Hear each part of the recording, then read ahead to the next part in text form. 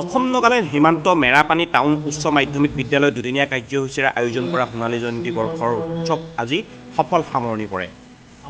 প্ৰথম দিনা পুৱাৰ ভাগত পতাকা উত্তোলন, স্মৃতি তৰ্পণ, তাৰ পিছতেই প্ৰাক্তন ছাত্ৰ ছাত্ৰী এখন সভা শৈক্ষিক দিশ আৰু দিশৰ ওপৰত আলোচনা হয়। দ্বিতীয় দিনা বিভিন্ন জাতি জনগোষ্ঠীৰ লগতে প্ৰায় 10খনৰো অধিক বিদ্যালয়ৰ ছাত্ৰ ছাত্ৰী, অভিভাৱক, অভিভাৱিকাৰ লগতে 3000ৰো অধিক ছাত্ৰ ছাত্ৰীয়ে সাংস্কৃতিক শোভাযাত্ৰাত অংশগ্ৰহণ কৰে। ৰাতিৰ ভাগলৈ বিভিন্ন সাংস্কৃতিক অনুষ্ঠান অনুষ্ঠিত হ'ব।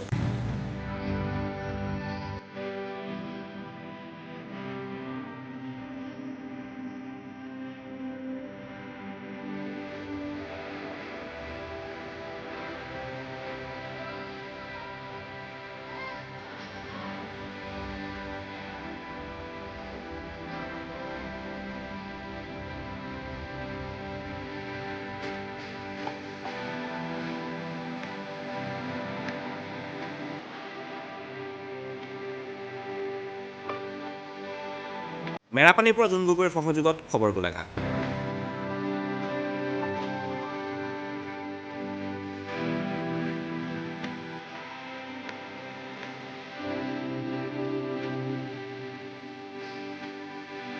আমাৰ যোৱা 12 আৰু 13 নৱেম্বৰ আমি মেৰাপানী টাউন হাইস্কুলে সোণালী জয়ন্তী বৰ্ষ উদযাপন কৰিছোঁ দুদিনীয়া কাৰ্যসূচীৰে। আজি আমাৰ আছিলে শোভাযাত্ৰা। এই শোভাযাত্ৰাত প্ৰায় 10খনৰ অধিক বিদ্যালয়ৰ ছাত্ৰ ছাত্ৰী, প্ৰায় 3000ৰো অধিক ছাত্ৰ ছাত্ৰীয়ে অংশগ্ৰহণ কৰিছে, আপোনালোকে দেখিছে। আৰু প্ৰত্যেক বিদ্যালয়ৰ শিক্ষকসকল আহিছে, ছাত্ৰ ছাত্ৰীসকল আহিছে, সকলোৱে অংশগ্ৰহণ কৰিছে। আৰু যোৱাকালিও আমাৰ আহিছিলে ইনস্পেক্টৰ অফ স্কুল, আমাৰ হিমগিৰি নৰহ ছাৰ আহিছে। তাৰো আগতে আমাৰ যি স্মৃতি সদন নিৰ্মাণ আছিলে, উন্মোচন আছিলে, সেই উন্মোচনটো আমাৰ স্থানীয় বিধায়িকা তথা অসম চৰকাৰৰ বিত্তমন্ত্ৰী অজন্তা নেওগ ডাঙৰীয়াই উন্মোচন কৰিছে। তেখেতে 10 লাখ টকা এটাও আমাৰ বিদ্যালয়ৰ কাৰণে আগবঢ়াইছে।